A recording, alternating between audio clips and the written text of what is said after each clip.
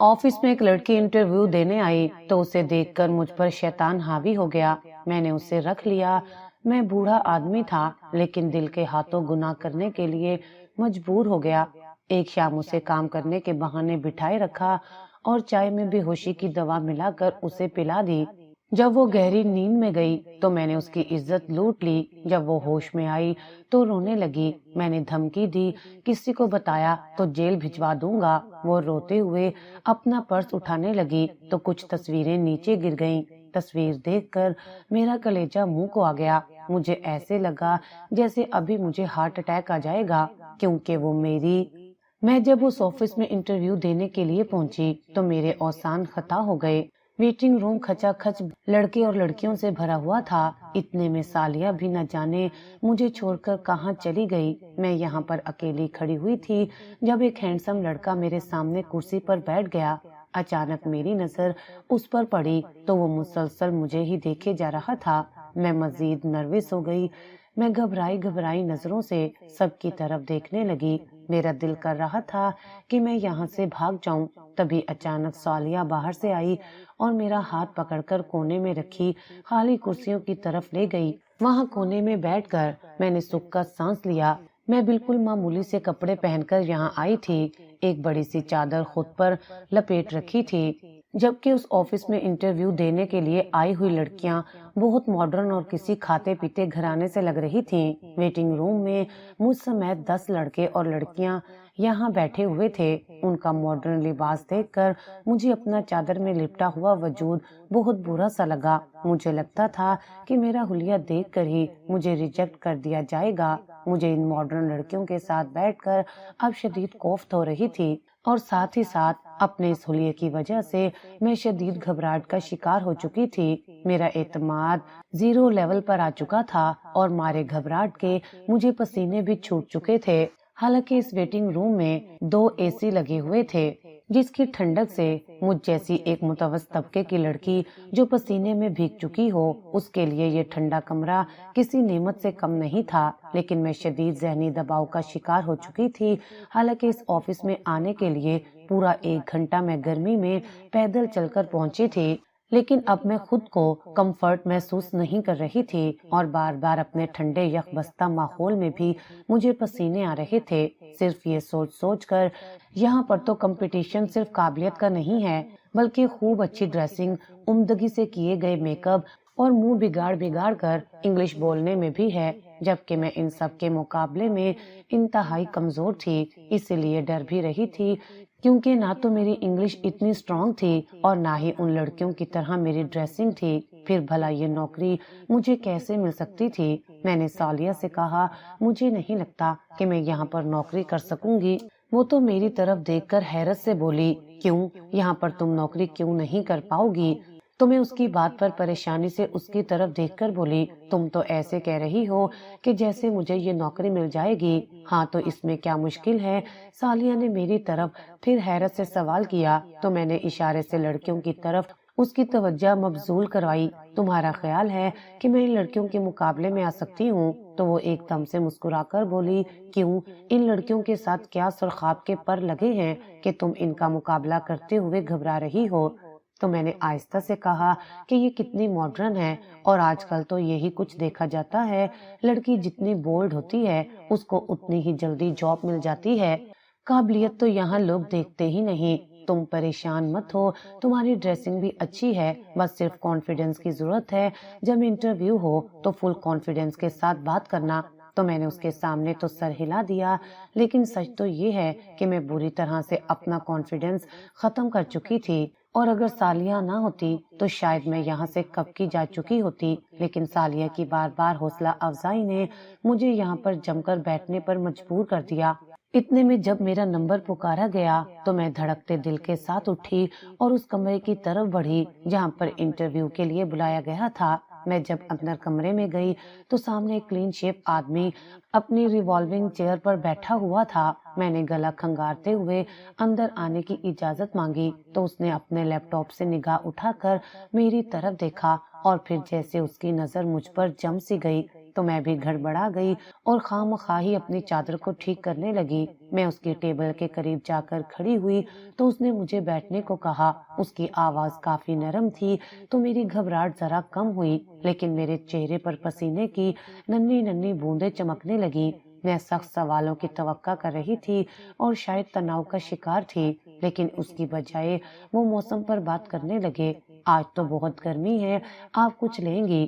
تو میں نے حق لاتے ہوئے فوراً انکار کر دیا، لیکن انہوں نے بیل بجا کر اپنے چپڑاسی کو آواز دی اور اسے ٹھنڈا لانے کو کہا تو میں مزید ریلیکس ہو گئی۔ میں نے اپنی ڈگری والی فائل ان کے سامنے رکھی تو انہوں نے فائل کو اٹھایا اور ایک طرف رکھ دیا اور مجھے انتہائی دلچسپی سے دیکھنے لگے اور پھر مجھ سے پوچھا کہ آپ کہاں سے آتی ہیں۔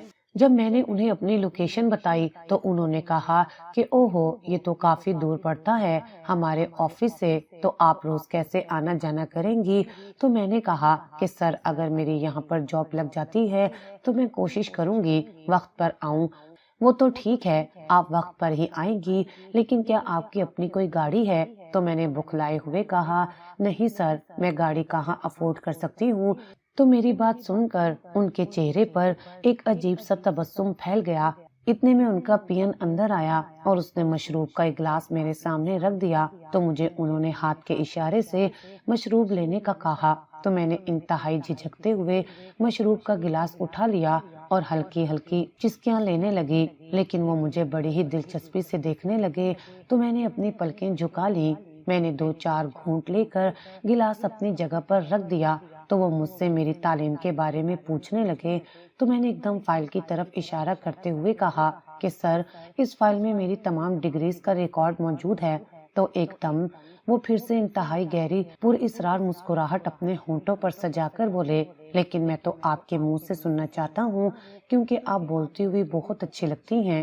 پہلی بار اس طرح سے کسی غیر مرد سے اپنی تعریف سن کر میں شرما سی گئی تو میں نے اپنی پلکیں جھکا لی اور پھر دھیرے دھیرے میں نے ان کو اپنی تعلیم کے بارے میں تفصیل سے بتایا تو انہوں نے مجھے ایک دم سے ٹوک کر پوچھا کہ آپ کی دلچسپیاں کیا ہیں؟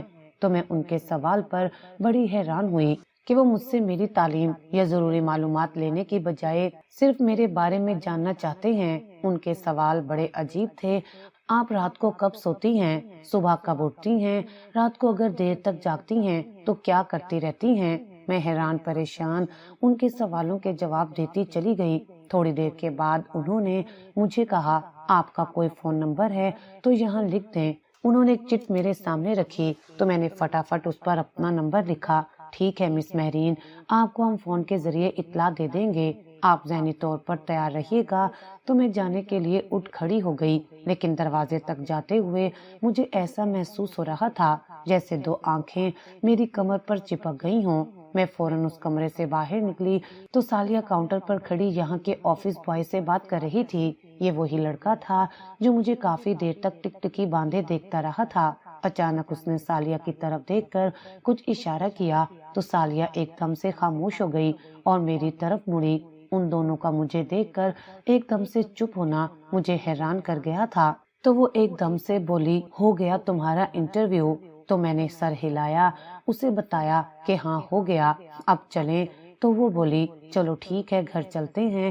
یہ کہہ کر اس نے اس ہینڈسم سے لڑکے کی طرف دیکھ کر اسے خدا حافظ کہا اور میرے ساتھ لفٹ میں سوار ہو گئی۔ اللہ کرے تمہارا یہاں پر کام ہو جائے۔ لفٹ کے اندر داخل ہوتے ہی سالیہ نے مجھے کہا تو میں خاموش رہی۔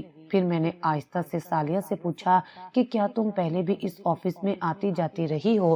تو وہ ایک دم سے چونک گئی اور تیزی سے بولی، ہاں میں 1-2 بار آئی تھی، میں نے بھی یہاں پر انٹرویو دیا تھا لیکن سلیکٹ نہیں ہوئی۔ وہ کاؤنٹر پر کھڑا لڑکا کون تھا؟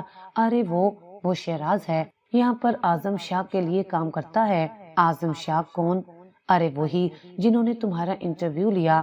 جب میں 1-2 بار اس آفس میں آئی تو شیراز سے ملاقات ہوئی تھی تو میری اس کے ساتھ سلام دعا ہو گئی۔ اس نے ہی مجھے یہاں کی ویکنسی کے بارے میں بتایا تو میں نے سوچا کہ میں تمہیں آگاہ کر دوں کیونکہ تمہیں جاب کی شدید ضرورت تھی۔ مجھے امید ہے کہ تمہارا یہاں کام ہو جائے گا۔ تو اس کی بات سن کر میرے دل میں بھی ایک امید سی جاگی۔ हम अपने स्टॉप पर उतरे तो सालिया अपने घर की तरफ रवाना हो गई और मैं भी आहिस्ता आहिस्ता कदम उठाते हुए अपने घर की तरफ बढ़ी ही थी कि अचानक गली की नुक्कड़ पर पहुंचते ही मुझे नुमान ने रोक लिया। ये सालिया तुम्हारे साथ क्या कर रही थी? उसके सवाल पर मैं भिना गई और मुंह बनाते हुए बोली, तुम्हें क्या मसला है? मैं जिसके साथ मर्जी आऊं। तो वो एकदम गुस्सीली नजरों से मेरी तरफ देखते हुए बोला, तुम होश में तो हो? ये क्या बातें कर रही हो? क्या भूल गई हो? तुम्हें नहीं पता कि मेरा क्या मसला है? हाँ, मुझे नहीं पता कि तुम्हारा क्या मसला है। मैं जिसके साथ मर्जी जाऊं आऊं, तुम होते कौन हो? तो मेरी बात सुनकर वो अपनी आंखें फैलाते हुए बोला, मेरे ख्याल में जब से तुम्हें बाहर की हवा लगी है तुम्हारी याददाश्त काफी कम हो गई है। क्या तुम्हें याद दिलाने की जरूरत है कि मैं तुम्हारा मंगेतर हूँ और मंगेतर बनते हुए भी मुझे कोई साल 2 साल नहीं हुए, बल्कि तुम बचपन से ही मेरी मंग हो और इस नाते से मैं तुमसे सवाल पूछने का हक रखता हूँ। पहले खुद को किसी काबिल कर लो, फिर मुझसे सवाल जवाब करना। काबिल भी हो जाऊंगा, क्यों फिक्र करती हो? एक दोस्त से बात की है, जल्दी मेरा वीजा हो जाएगा तो मैं बाहर चला जाऊंगा। लेकिन इस वक्त तुम ये बात याद रखो कि मैं तुम्हें दोबारा सालिया के साथ ना देखूं। वो इतनी अच्छी लड़की नहीं है। वो तुम्हारी नजर में क्यों अच्छी लड़की होगी? काम जो करती है अपना कमाती है। ऐसी लड़कियां तुम्हें कहाँ अच्छी लगती हैं? मेरी बात सुनकर नुमान दरश्त लहजे में बोला, जिस बात का तुम्हें इल्म नहीं है उस बात पर इसकी बिला वजह साइड लेने की तुक नहीं बनती। तुम इसके बारे में कुछ नहीं जानती। हम लड़के हैं, सारा दिन बाहर होते हैं, हमें अपने मोहल्ले की हर लड़की का बहुत अच्छे से पता होता है। तुम बहुत सादा और मासूम हो और मैं नहीं चाहता कि तुम भी इसके रंग में रंगी जाओ। तुम्हें मेरी फिक्र करने की ज्यादा जरूरत नहीं है। अपनी फिक्र करो, मुझे अपनी फिक्र भी है और तुम्हारी फिक्र भी। तुम मेरी इज्जत हो और मैं अपनी इज्जत पर कोई बटा लगने नहीं दूंगा। मैं बाहर निकली हूँ तो अपनी इज्जत पर बटे लगाने के लिए नहीं। बेहतर है कि तुम मुझसे ये फजूल बातें मत करो। ये खाली खोली गैरत की वजह से पेट नहीं भरते, उसके लिए बाहर निकलकर कमाना पड़ता है। अपने अंदर काबिलियत डालो, मुझे भी आकर लेकर जाओ तो मैं भी घर के अंदर बैठ जाऊंगी। इससे पहले कि वो मजीद कोई भाषण देता जो वो एक अरसे से मुझे देता आ रहा था, मैं फौरन आगे बढ़ गई। इस तपती हुई गर्मी और लू ने मेरी हालत पहले ही खराब कर डाली थी। मैं तेज तेज कदम उठाती अपने घर में दाखिल हुई और अपना छोटा सा सहन तेजी से अबूर करती हुई कमरे में आई तो अम्मी एकदम से चारपाई से उठकर बैठ गईं। क्या बात है महरीन, आज तुमने बहुत देर लगा दी। ये कोई वक्त है घर आने का? 4 बज रहे हैं। कितनी बार कहा है कि ये जॉब के चक्करों से निकल जाओ। हमारे खानदान में कभी किसी लड़की ने जॉब नहीं की, लेकिन तुम पर तो ये भूत सवार हो चुका है। तो मैंने अपने जिस्म से चादर उतारकर दूर फेंकी और पंखे के सामने आकर खड़ी हो गई। खुदा के लिए अम्मी, कभी तो इन सवालों जवाबों को एक तरफ रख कर भी मुझसे कुछ पूछ लिया करें। इतनी शदीद प्यास लग रही है, कम से कम पानी ही ला दें। तो मेरी छोटी बहन सना पानी का गिलास भर कर ले आई तो मैंने उसे शुक्रगुजार नजरों से देखा। क्या पकाया है? तो उसने मुझे कहा बिरयानी बनाई है। बिरयानी का नाम सुनकर मेरी बाछें खिल गईं। तो फिर जल्दी से ले आओ ना, मैंने चहकते हुए कहा। कैसे लाऊं? किचन को तो भाभी ने ताला लगा दिया है, वो बेचारगी से बोली। तो उसकी बात सुनकर मेरे अरमानों पर ओंस सी पड़ गई। ताला? ताला क्यों लगा दिया? कुछ नहीं, मैंने अम्मी के लिए चाय बनानी थी, उनके सर में बहुत दर्द हो रही थी तो बस उन्होंने किचन को ताला लगा दिया। तो मैं झिंझलाकर बोली, इसमें ताला लगाने वाली क्या बात थी? मुझे तो यही समझ में नहीं आ रही ताकि हम बिला वजह किचन में ना जाएं। सना जख्मी मुस्कुराहट से बोली। तो मैं तड़प गई। किचन में बिला वजह कौन जाता है? ये कैसा जुल्म है? एक माँ अपने बेटे के घर एक कप चाय भी नहीं बना सकती। ये किस किस्म की रीत भाभी डालने जा रही हैं? मैंने उलझकर अम्मी की तरफ देखा जो हस्बे आदत तस्बीह लेकर इंतहाई पुरसकून तरीके से दीवार से सर टिकाए बैठी हुई थी। तो मैं भी उनके पास जाकर बैठ गई। अम्मी, आप इतने सुकून से कैसे रह सकती हैं? ये कोई तुक नहीं बनती है। मुझे भूख लगी है, सुबह भी खाली पेट घर से निकली थी। मेरे में इतना स्टेमिना नहीं है अम्मी कि घर आकर भी मैं भूखी रहूं। आप आखिर भाई से बात क्यों नहीं करती? ऐसे कब तक चलेगा? किचन में कभी चाय कभी पानी और कभी खाने के लिए तो इंसान जाता ही है। वहाँ कौन से मुर्ग मुसल्लम पके होते हैं जो हम छुपाकर खा जाएंगे? امی میری بات چپ چاپ سنتی جا رہی تھی تو مجھے ان پر غصہ آ گیا۔ آپ کی اسی خاموشی نے یہ دن دکھایا ہے۔ اگر آپ شروع دن سے ہی بھابھی کو اپنی حد میں رکھتی تو وہ کبھی اس حد تک نہ جاتی۔ تو امی میری بات پر ایک دم سے بول اٹھی، تم کیا چاہتی ہو؟ جو باتیں سارا دن میں بہو سے سنتی ہوں، اب جو تھوڑی بہت رہی صحیح کسر ہے وہ تمہارا بھائی پوری کر دے۔ تم مجھے اب اس سے لڑوانا چاہتی ہو۔ میں کب آپ کو یہ کہہ رہی ہوں کہ آپ ان سے لڑیں، لیکن انہیں یہ احساس تو دلائیں کہ ان کی بیوی ان کی غیر موجودگی میں ہمارے ساتھ کیا کر رہی ہے۔ اس طرح کرو، جب تمہارا بھائی آئے گا تو تم خود ہی اس سے بات کر لینا۔ میرے میں ہمت نہیں ہے کہ میں مزید کسی تنازع میں پڑوں۔ تو میں سر پکڑ کر وہیں بیٹھ گئی۔ جاؤ ثنا، بھابھی سے چابی لے کر آؤ، آپ خود ہی چلی جائیں، مجھ سے ان کی باتیں نہیں سنی جائیں گی۔ ثنا تو صاف ہی مکر گئی تو میرا دل چاہا کہ میں زور زور سے چیخے مار کر روں۔ ایک بات تو طے تھی کہ میں کسی صورت بھی کچن کی چابی لینے کے لیے بھابھی کے کمرے تک نہیں جاؤں گی۔ ان کے ساتھ تو میری خدا واسطے کی بیٹھ تھی، نہ وہ میری شکل دیکھنا چاہتی تھی اور نہ ہی میں ان کی طرف دیکھنا گوارا کرتی تھی۔ میں اتنا ضرور جانتی تھی کہ انہوں نے یہ جو کچن کو تالا لگایا ہے یہ صرف اور صرف مجھے زج کرنے اور تنگ کرنے کا ایک بہانہ ہے، ورنہ امی اور ثنا سے ان کی کوئی لڑائی نہیں ہے، اور مجھ سے بھی لڑائی کی وجہ صرف اور صرف نعمان ہے جو ان کا اکلوتا بھائی ہے۔ وہ بس یہی چاہتی تھی کہ میری جلد از جلد شادی ان کے بھائی سے ہو جائے جو کوئی کام کاج نہیں کرتا، جسے اگر اپنا سر بھی دھونا ہوتا ہے تو شیمپو کے پیسے بھی وہ باپ کی جیب سے لیتا ہے، جس کے اندر کام کو لے کر کوئی احساس ذمہ داری سرے سے موجود ہی نہیں ہے۔ بھابھی جب بھی آ کر ہمارے گھر آئی تو ان کی بے حد کوشش تھی کہ میری شادی کی تاریخ بھی جلد از جلد طے ہو جائے اور میں بھی رخصت ہو کر ان کے بھائی کی بیوی بن جاؤں، لیکن میں نے صاف انکار کر دیا تھا، اور اس کی وجہ یہ تھی کہ میں نے ابو کی ڈیتھ کے بعد اپنے اس گھر میں جس طرح کے حالات دیکھے تھے اس نے مجھ میں اتنی سوچ بوجھ پیدا کر دی تھی کہ میں صرف اور صرف یہ سوچنے پر مجبور ہو گئی کہ مرد اگر کماتا ہو تو زندگی کے 4 دن سکھ میں گزر جاتے ہیں، لیکن اگر ایک مرد سرے سے کچھ کماتا ہی نہیں ہے اور اپنی ضروریات کے لیے بھی اپنے باپ یا ماں کے سامنے ہاتھ پھیلاتا ہے تو کل وہ بیوی کی ذمہ داری کیسے اٹھا پائے گا۔ بھابھی کو جب میرے ان خیالات کا علم ہوا تو انہوں نے مجھے سمجھانے کے لیے اپنی مثال دی کہ جب میں بھی بیاہ کر تمہارے بھائی کے پاس آئی تھی تو ان کی کون سی سرکاری نوکری تھی، ان کو بھی رزق میرے نصیب سے ملا ہے۔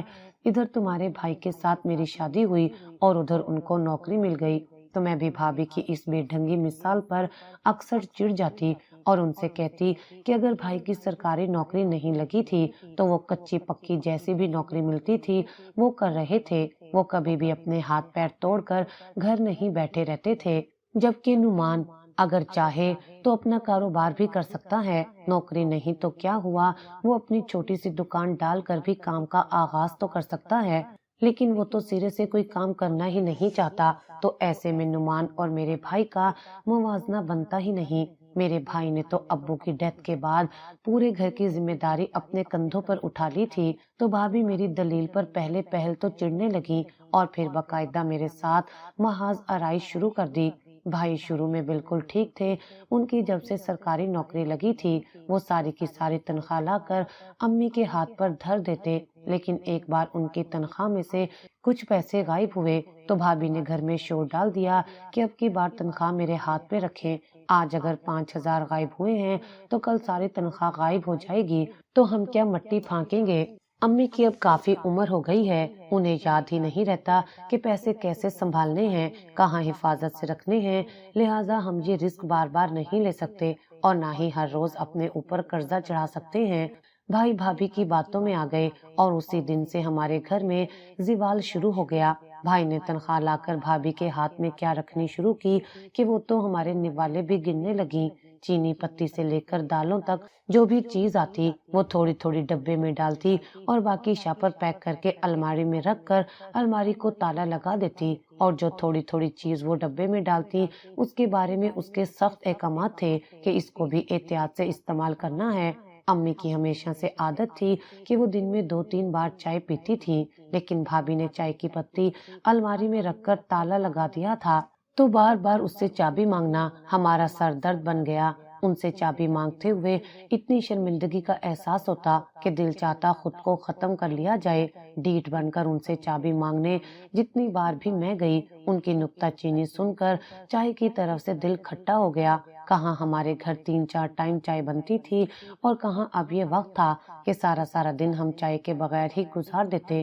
امی تو بھابھی سے کوئی فالتو بات نہیں کرتی تھی کیونکہ بھابھی بہت بد زبان تھی۔ وہ کئی بار امی سے بدتمیزی کر چکی تھی۔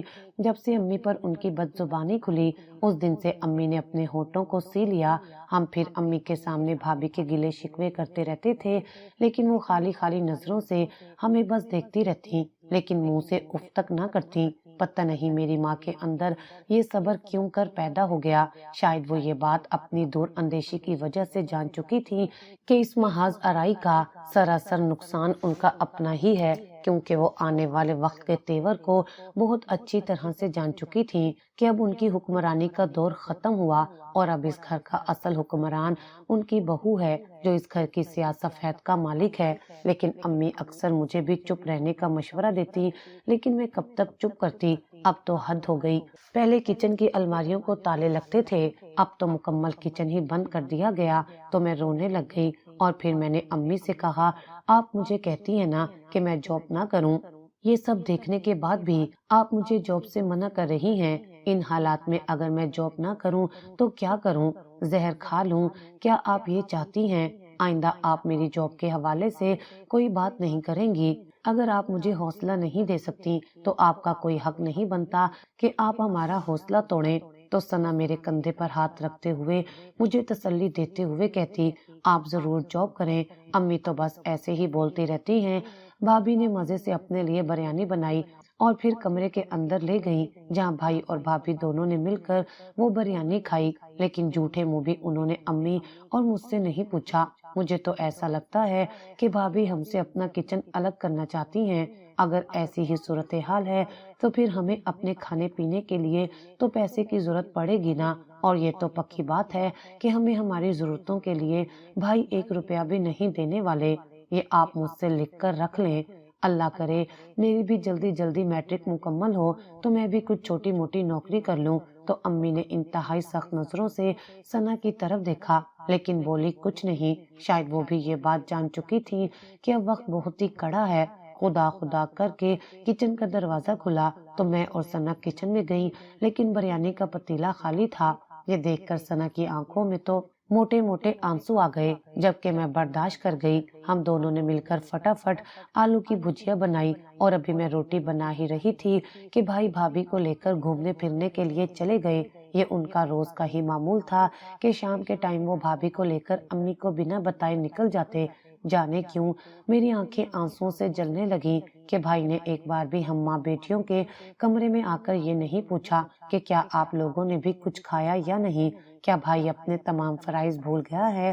ہمارا نہ صحیح امی کا تو خیال اسے رکھنا چاہیے، وہ بیمار ہیں، انہیں وقت پر کھانا دوائی چاہیے، اور اگر بھائی کی یہی غفلتیں رہیں تو ایسے میں امی کا کیا ہوگا؟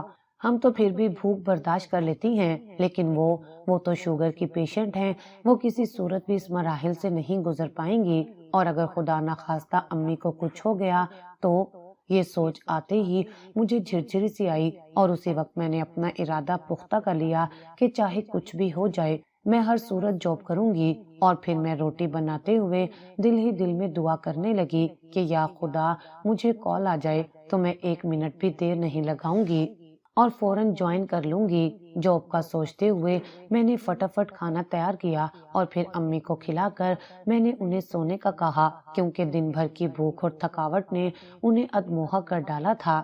ثنا بھی سو چکی تھی، لیکن مجھے نیند نہیں آ رہی تھی۔ میں بار بار اپنی جاب کے حوالے سے سوچے جا رہی تھی کہ اچانک موبائل پر مجھے میسج کا نوٹیفیکیشن آیا، تو میں نے فوراً موبائل اوپن کیا تو میری حیرت کی انتہا نہ رہی جب مجھے میرے باس اعظم شاہ کی طرف سے میسج آیا کہ صبح ہر صورت آفس آنا ہے۔ تو میری حیرت کی انتہا نہ رہی، کیونکہ یہ میسج مجھے آفس کے نمبر سے نہیں کیا گیا تھا بلکہ پرسنل نمبر سے آیا تھا، اور میسج کے نیچے اعظم شاہ کا نام لکھا ہوا تھا۔ میسج پڑھنے کے بعد میرے ہاتھ کپ کپانے لگے۔ میں تصور بھی نہیں کر سکتی تھی کہ مجھے سلیکٹ کر لیا جائے گا۔ حالانکہ ایک سے ایک طرح کی لڑکی انٹرویو دینے کے لیے آئی ہوئی تھی، ان کے مقابلے میں میری تو کوئی خاص اہمیت بھی نہیں تھی۔ اس بات نے مجھے بڑا حیران بھی کیا۔ میری آنکھوں میں امی اور اپنی بہن کو لے کر خوشی کے آنسو چلملانے لگے۔ اب انشاءاللہ ہمیں اپنی چھوٹی چھوٹی ضرورتوں کے لیے بھائی کے سامنے ہاتھ نہیں پھیلانے پڑیں گے۔ میں روتی جاتی اور ساتھ ساتھ اللہ کا شکر بھی ادا کرتی جاتی۔ نیند میری آنکھوں سے کوسوں دور تھی، لہٰذا میں نے اٹھ کر 2 نفل شکرانے کے ادا کیے اور پھر صبح کی تیاری کرنے کے لیے اپنے کپڑے نکالنے لگی۔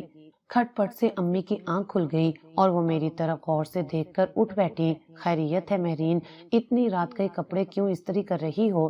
تو میں نے مسکراتے ہوئے ان کی طرف دیکھا۔ امی، اب سب خیریت ہوگی، اللہ نے چاہا تو ہمیں پیٹ کی بھوک اب نہیں دیکھنی پڑے گی۔ تو امی کچھ نہ سمجھتے ہوئے میری طرف دیکھ کر بولی، کیا کہہ رہی ہو؟ مجھے تمہاری کوئی بات سمجھ نہیں آ رہی۔ میں نے فٹافٹ کپڑے ہینگر میں رکھے اور ان کے قریب آ کر بیٹھ گئی۔ پھر ان کا کمزور ہاتھ اپنے ہاتھ میں لے کر میں نے چوم ڈالا۔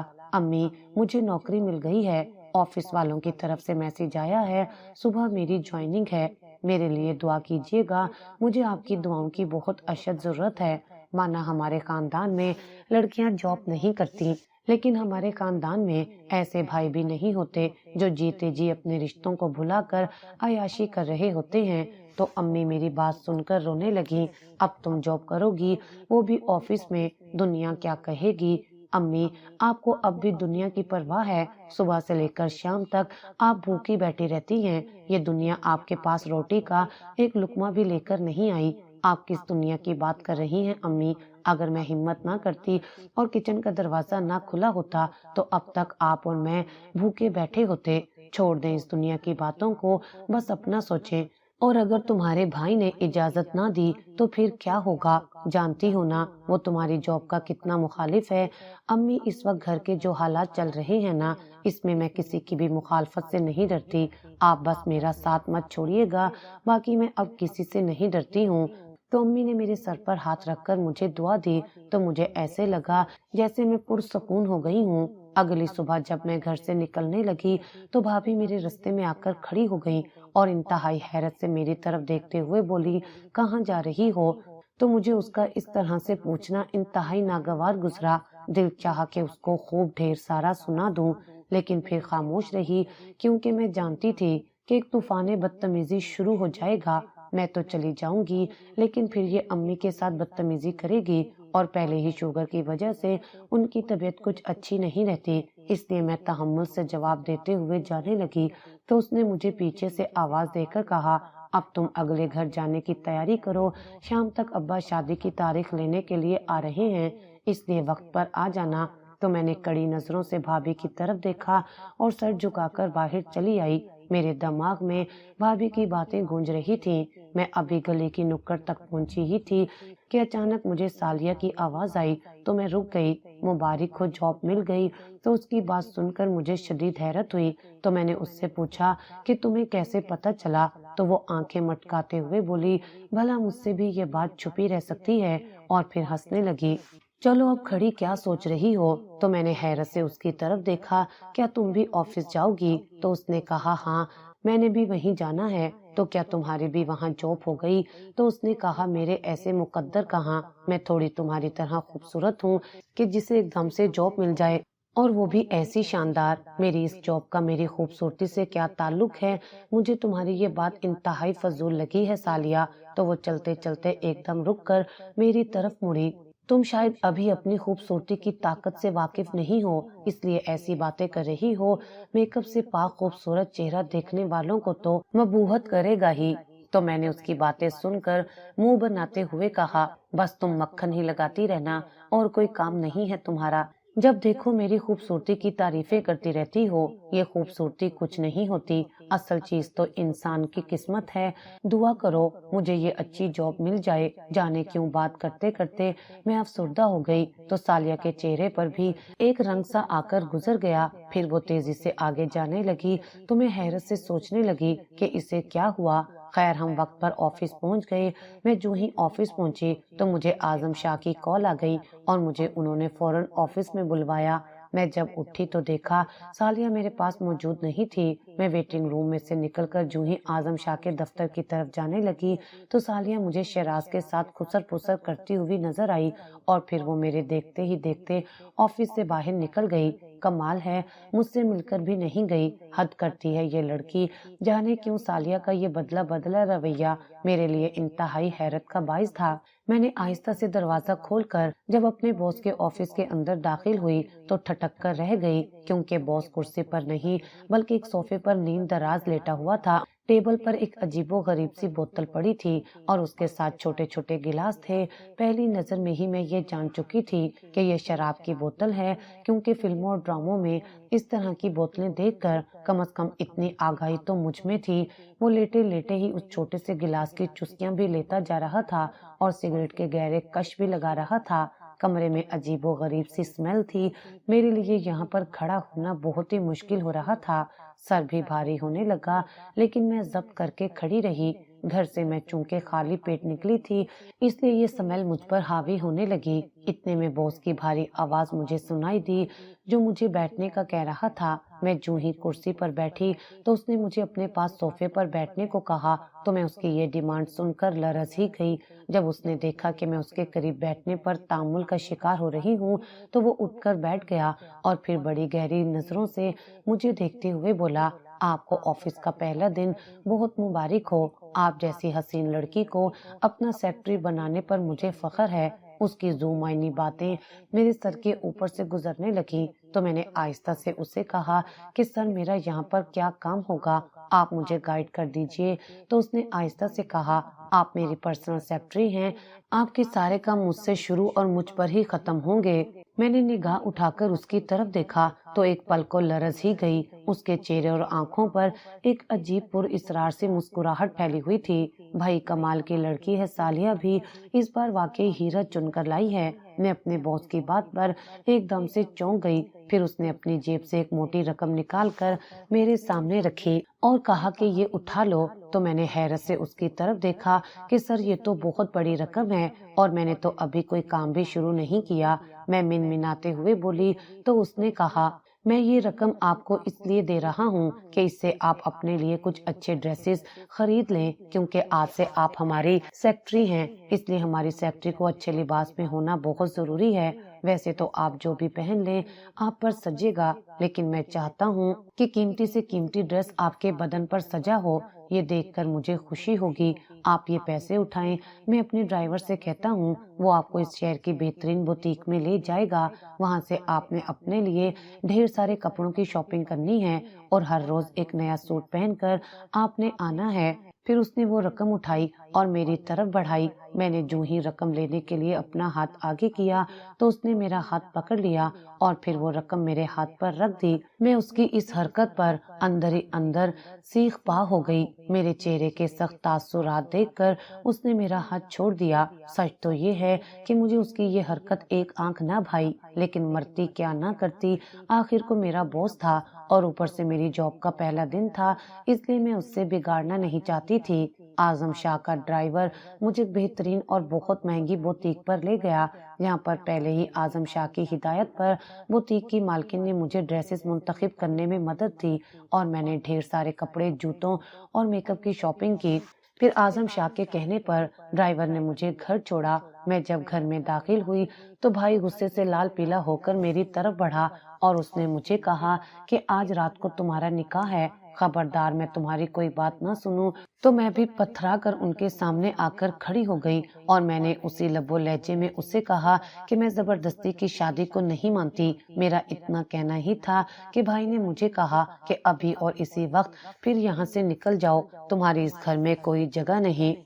میں نے زمین پر بکھرا اپنا تمام سامان اٹھایا اور باہر جانے ہی لگی تھی کہ امی نے مجھے روک لیا، لیکن بھائی نے انتہائی غصے سے امی کی طرف دیکھ کر کہا، اسے مت روکیے گا امی، ورنہ آپ بھی اس کے ساتھ ہی چلی جائیں تو بہتر ہوگا۔ بھائی کی بات سن کر امی رونے لگی، لیکن میں بھائی کی بات سن کر رکی نہیں تو میرے پیچھے پیچھے امی اور ثنا بھی نکل آئیں۔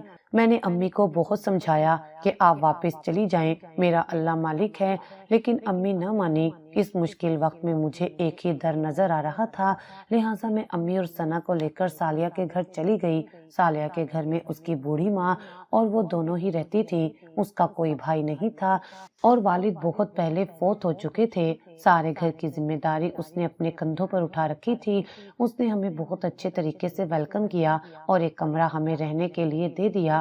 میں نے یہ سوچ رکھا تھا کہ میں بہت جلد اپنے گھر کا انتظام کر لوں گی اور زیادہ دنوں تک سالیہ پر بوجھ نہیں بنوں گی۔ تو دوسری طرف آفس میں اعظم شاہ کی نوازشات جب اپنے اوپر بڑھتے ہوئے دیکھتی تو دل ہی دل میں ڈرنے بھی لگی تھی۔ ایک دن میں آفس میں داخل ہوئی تھی کہ سامنے سے آتے ہوئے شیراز نے مجھے روک دیا اور آہستہ سے کہا، بہت بہتر ہوگا کہ تم یہ جاب چھوڑ کر چلی جاؤ، تم ایک اچھی اور شریف گھرانے کی لڑکی لگتی ہو، یہ تمہاری جگہ نہیں ہے۔ جانے کیوں مجھے اس کی بات سن کر شدید چڑ آئی، لیکن میں نے اس کی بات کو اہمیت نہ دی اور آگے بڑھ گئی۔ اب تو یہ روز کا ہی معمول ہوتا، میں جب بھی آفس آتی تو وہ آگے بڑھ کر مجھے یہی ایک بات کرتا، لیکن میں ہمیشہ اس کی بات مسکرا کر اگنور کر جاتی۔ ایک دن مجھے باس نے کہا کہ میٹنگ کے لیے ہمیں ہوٹل جانا ہے۔ میری طبیعت کچھ ٹھیک نہیں تھی، میں آج جلدی گھر جانا چاہتی تھی، لیکن باس کو انکار نہ کر سکی اور ان کے ساتھ چل پڑی۔ ہوٹل پہنچ کر باس مجھے ایک کمرے میں لے گیا اور مجھے کہنے لگا کہ ابھی تھوڑی دیر تک باقی ممبرز بھی پہنچنے والے ہیں، تم چائے پی لو۔ چائے پیتے ہی اچانک میرا سر گھومنے لگا اور پھر میں وہیں صوفے پر ہی بیٹھے بیٹھے بے ہوش ہو گئی۔ جب مجھے ہوش آیا تو میں تڑپ تڑپ کر رونے لگی، کیونکہ میں باس کے ہاتھوں بری طرح سے برباد ہو چکی تھی۔ میں نے چیخ چیخ کر کمرہ سر پر اٹھا لیا تو باس نے ایک زناٹے دار تھپڑ میرے منہ پر مارا اور کہا کہ ایک تو خود مجھے اپنی طرف مائل کرتی ہو اور اوپر سے مجھ پر الزام بھی لگاتی ہو۔ خبردار، جو مجھے دوبارہ آفس میں نظر آئی، مجھے ذلت کی دلدل میں ڈال کر وہ خود تو صاف ستھرا ہو کر اس کمرے سے چل دیا، جبکہ میں پھوٹ پھوٹ کر رونے لگی۔ اتنے میں شیراز کمرے میں داخل ہوا تو میں خود کو سمیٹتے ہوئے اٹھ کھڑی ہوئی تو شیراز نے میری طرف افسوس بھری نظروں سے دیکھا اور زمین سے چادر اٹھا کر میرے سر پر ڈال دی اور مجھے خاموشی سے لے کر اس کمرے سے باہر نکل آیا۔ راستے میں نے روتے ہوئے اس سے کہا، مجھے کسی طرح سالیہ کے گھر چھوڑ دو، اس مشکل وقت میں وہی مجھے سہارا دے گی۔ تو وہ ایک پھیکی سی مسکراہٹ سے مجھے دیکھ کر بولا، جس نے تمہیں اس دلدل میں پھنسایا ہے تم پھر اسی کے پاس جانا چاہتی ہو؟ تو میں اس کی بات پر حیران رہ گئی۔ تو شیراز نے مجھے بتایا کہ سالیہ اعظم شاہ کے لیے کام کرتی ہے اور اس کے لیے نت نئی لڑکیاں اس کا دل بہلانے کے لیے لاتی ہے۔ تم سے پہلے بھی کئی لڑکیاں اپنی عزت برباد کر چکی ہیں، اس لیے میں تمہیں سمجھاتا رہتا تھا، لیکن تم نے میری ایک نہ سنی۔ اس کی باتیں سن کر میرے پیروں تلے سے زمین نکل گئی۔ میں تو سالیہ کو اپنی دوست اور ہمدرد سمجھتی تھی، لیکن وہ تو میری سب سے بڑی دشمن نکلی۔ اب مجھے اپنے سے زیادہ اپنی بہن کی فکر تھی کہ کہیں وہ اس کو کوئی نقصان نہ پہنچا دے۔ میں نے شیراز سے کہا کہ یہ معاملہ اتنا سیدھا نہیں ہے، مجھے فوراً پولیس اسٹیشن لے چلو، میں اعظم شاہ کے خلاف کیس کرنا چاہتی ہوں۔ تو شیراز مجھے پولیس اسٹیشن لے آیا۔ میں نے رپورٹ درج کروانا چاہی، لیکن ہمیں کل آنے کا کہا گیا۔ شیراز مجھے لے کر سالیہ کے گھر گیا تو اس کے گھر پر تالا لگا ہوا تھا۔ یہ دیکھ کر میں پریشان ہو گئی کہ نہ جانے میری ماں اور بہن کہاں ہوں گی۔ میں نے چپکے سے محلے کے ایک بچے کو بھائی کے گھر بھیجا کہ وہ جا کر وہاں دیکھ آئیں کہ کہیں امی اور ثنا بھائی کے گھر تو نہیں ہیں، لیکن بچے نے آ کر بتایا کہ وہ وہاں پر بھی نہیں ہیں۔ تو میرا دل ہولنے لگا، یا خدا، میری بہن اور ماں کہاں چلی گئی ہیں؟ میرے سر پر تو اب چھت بھی نہیں رہی، میں کہاں جاؤں گی؟ تو شیراز نے کہا کہ اگر مجھ پر بھروسہ کرتی ہو تو میرے گھر آ جاؤ۔ اس کے علاوہ میرے پاس کوئی چارہ بھی نہیں تھا، لہٰذا میں اس کے گھر چلی گئی، لیکن میرے دل میں اعظم شاہ سے بدلہ لینے کا خیال تقویت پکڑتا چلا گیا۔ ایک دن مجھے شیراز نے کہا کہ اعظم شاہ کی بوڑھی ماں کے لیے ایک ملازمہ کی ضرورت ہے، تو میں نے فوراً حامی بھر لی اور منہ چھپا کر میں اعظم شاہ کے گھر داخل ہوئی، لیکن مجھ پر تو قیامت ہی ٹوٹ پڑی جب میں نے اس کے گھر میں اپنی ماں اور بہن کو پھٹے ہوئے کپڑوں میں بندھا ہوا دیکھا تو میری آنکھ میں آنسو آ گئے۔ میں ان کے قریب جانے ہی والی تھی کہ ایک دم اعظم شاہ میرے سامنے آ کر کھڑا ہو گیا اور مجھ سے کہا کہ تم اپنی ماں اور بہن کو یہاں سے خیر خیریت سے لے کر جا سکتی ہو، لیکن اس کے لیے ایک شرط ہے کہ میرے خلاف پولیس اسٹیشن میں کوئی پرچہ نہیں کرواؤ گی۔ مجھ سے پہلے ہی ایک دم شیراز نے کہا، سر بے فکر رہیں، یہ پولیس اسٹیشن نہیں جائے گی، آپ بس اس کی ماں اور بہن کو چھوڑ دیں۔ تو میں ہکا بکا شیراز کی طرف دیکھنے لگی۔ شیراز کے یقین دلانے پر اعظم شاہ نے میری بہن اور ماں کو چھوڑ دیا اور میں ان دونوں کو لے کر شیراز کے گھر پہنچی۔ امی کو اپنے اوپر بیتنے والی قیامت کے بارے میں نے کچھ نہ بتایا، کیونکہ میں جانتی تھی کہ وہ یہ سن کر ہی مر جائیں گی۔ اس موقع پر شیراز نے میرا پورا ساتھ دیا۔ اسی نے مجھے سمجھایا کہ اعظم شاہ ایک بہت بڑا مگرمچھ ہے، تم اس کا کچھ نہیں بگاڑ سکتی، اس لیے بہتر ہے خاموش ہو جاؤ اور اللہ پر چھوڑ دو، کیونکہ اللہ بہتر فیصلہ کرنے والا ہے۔ اور واقعی ایسا ہی ہوا۔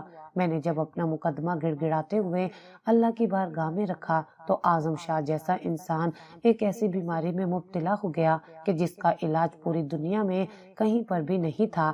اس نے خود کو بچانے کے لیے بے دریغ پیسہ خرچ کر ڈالا، لیکن ایسا مفلوج ہوا کہ کروٹ بھی موڑ نہیں سکتا تھا۔